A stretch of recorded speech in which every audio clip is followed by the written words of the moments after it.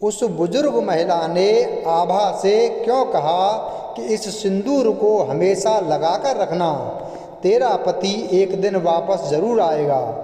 सूरज और उगती सुबह के साथ आभा भी उठ जाती थी।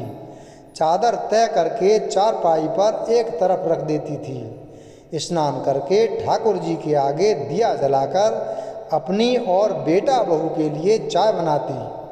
तीनों मिलकर अपने छोटे से घर के सीमेंट वाली फर्श पर बैठकर चाय पीते और दिन भर का कार्यक्रम तय करते। उसके बाद आभा कपड़े धोने पीछे दालान में चली जाती। बेटा गौरव ढाबा खोलने चला जाता और बहू रीता घर के बाकी काम निपटाती। उसके बाद दोनों सास बहू भी ढाबे पर चली जाती। तीनों मिलकर सुबह के नाश्ते के लिए पूरी, आलू सब्जी और जलेबी बनाते, खुद भी वहीं नाश्ता करते और फिर आने वाली भीड़ को भी वाजिब दाम पर बेचते। दोपहर में चावल के साथ कभी राजमा और कभी छोले बनाते। रात में पराठे और कोई सी एक सब्जी बनाते। आभा के हाथों में ऐसा जादू था, जो भी पकाती लोग उंगलियां चाट कर खाते और तारीफ करते नहीं थकते। रीता भी सास के साथ हाथ बटाते हुए कुछ सीख गई थी। रीता और गौरव की शादी को कुछ ही साल बीते थे। गांव में रहने की वजह से बहुत छोटी उम्र में ही उन दोनों की शादी हो गई थी। रोज की तरह शाम को आभा रीता से कहती है, मैं आती हूँ बेटा, तब तक तुम जरा काम संभालना। रीता मन में कई सवाल लिए जवाब देती है, जी अम्मा जी। वह इतने सालों से देखती थी कि आभा घर से दूर जहाँ नदी बहती है वहाँ दिया बाती लेकर जाती है। एक बार वह कहीं से आ रही थी तो उसने अपनी सास को नदी के पास एक खास जगह पर दिया जलाते हुए देखा था। पहचान के लिए आभा ने अपनी साड़ी का कोना काटकर लकड़ी पर बांधकर लकड़ी जमीन में गाड़ रखी थी। रीता ने गौरव से उस बारे में पूछा भी था। अम्मा रोज शाम को नदी के पास दिया क्यों जलाती हैं?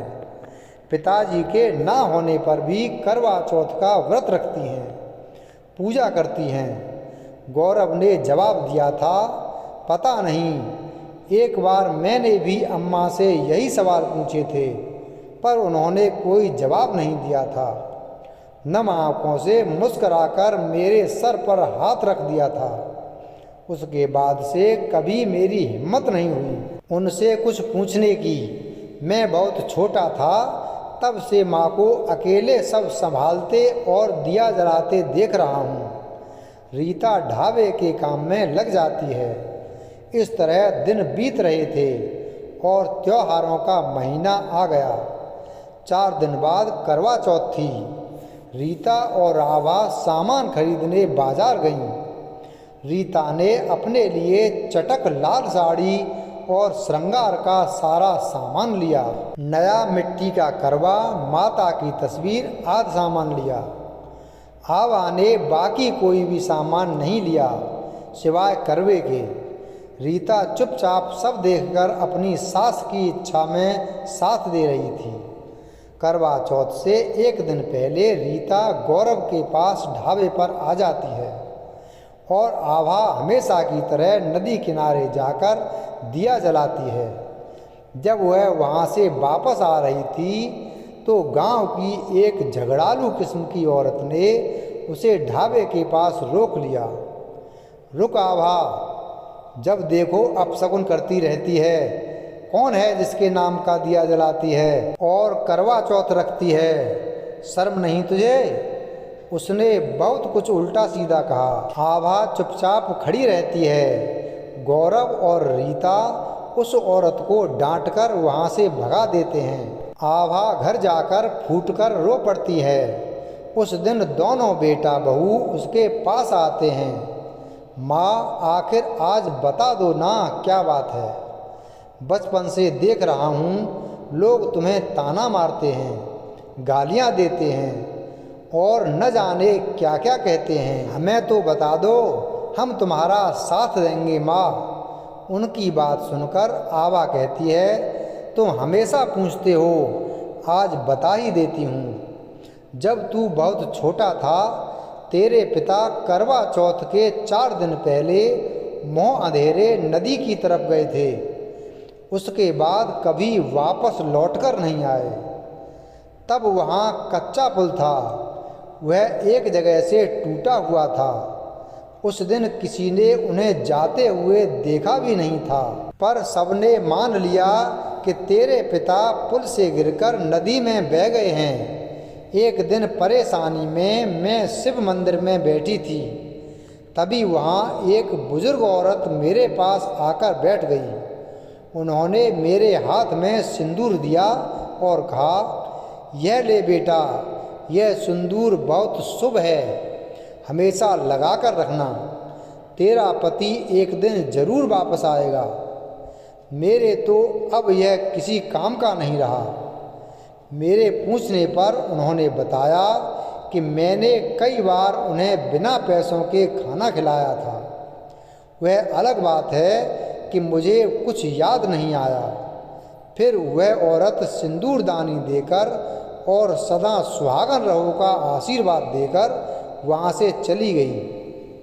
उसके बाद मुझे कभी दिखाई नहीं दी, पर न जाने क्यों उनके एक एक शब्द और उस सिंदूर पर मुझे पूरा विश्वास सा हो गया था, जो आज तक बरकरार है। लेकिन उस दिन के बाद से गांव वालों ने तुम्हारे पिता के खिलाफ बातें बनानी शुरू कर दी थी कि वह मुझे छोड़कर कहीं और चले गए हैं।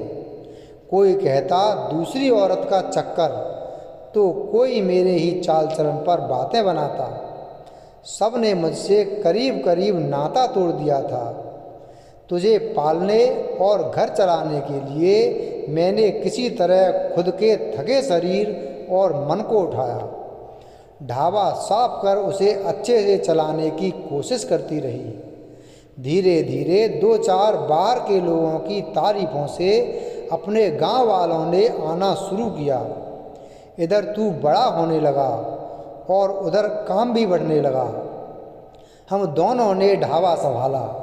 उधर लोगों का रवैया ज़्यादा तो नहीं बदला, पर उन्होंने कुछ कहना भी बंद कर दिया था।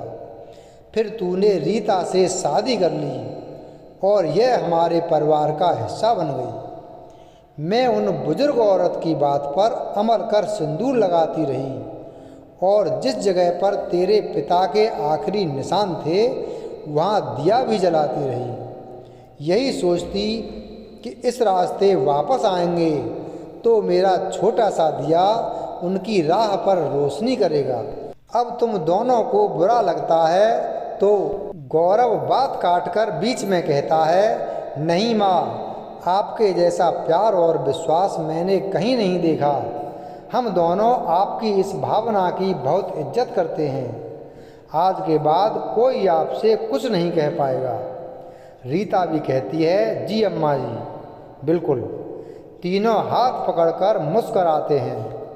करवा चौथ वाले दिन रीता पूजा कर गौरव के साथ मेला देखने चली जाती है और उधर आभा मांग में सिंदूर सजाकर उसी जगह पर दिया जलाती है। वह चांद को जल चढ़ा रही होती है कि जल की धार के बीच उसे एक परछाई दिखाई देती है। परछाई देखते हुए वह वहीं नीचे करवा जमीन पर रखती है। तब तक वह परछाई उसके पास आ जाती है। आभा के मुंह से कपकपाती आवाज़ में निकलता है, आप। वह आदमी उसका पति रोशन उसको मुस्कराकर कहता है, हाँ आभा, मैं ही हूँ। आभा झुककर उसके पैर छूती है और फूट फूट कर रो पड़ती है। रोशन उसको प्यार से उठाता है और अपने हाथ से करवे से पानी पिलाता है। आभा और रोशन की आंखों में बहुत सा प्यार और बहुत से सवाल भी थे। वे दोनों घर आते हैं। तब तक गौरव और रीता भी घर आ चुके होते हैं। वे दोनों रोशन को देखकर समझ जाते हैं, पर उनकी भी आंखों में खुशी के साथ कई सवाल थे। सब लोग पहले खाना खाते हैं, फिर रोशन उन्हें सारी बात बताता है। उस दिन जब मैं सुबह निकला था तो मैं आभा के लिए उसकी सबसे मनपसंद चीज़ करवा चौथ के लिए लेने जा रहा था। उधर अंधेरे की वजह से मुझे पुल का टूटा हिस्सा नज़र नहीं आया और मैं नदी में गिर गया। उस दिन बहाव और भी तेज था।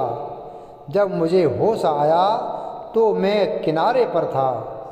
किसी तरह खुद को उठाकर पास में छोटे से मकान में गया।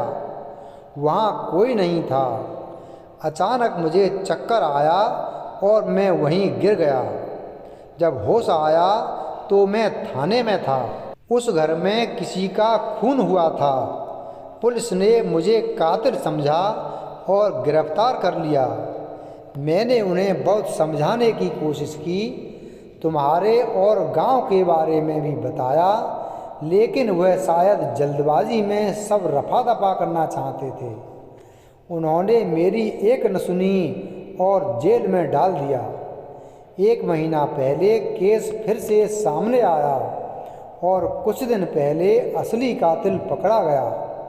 अदालत ने मुझे छोड़ दिया और कुछ पैसे भी दिए। गौरव की उम्र के हिसाब से यह तोहफा लाया हूँ, पर रीता के बारे में मुझे कुछ पता नहीं था। रीता कहती है, कोई बात नहीं बाबा, फिर कभी ले लूँगी। फिर रोशन एक छोटा सा रेडियो निकालकर आभा को देता है।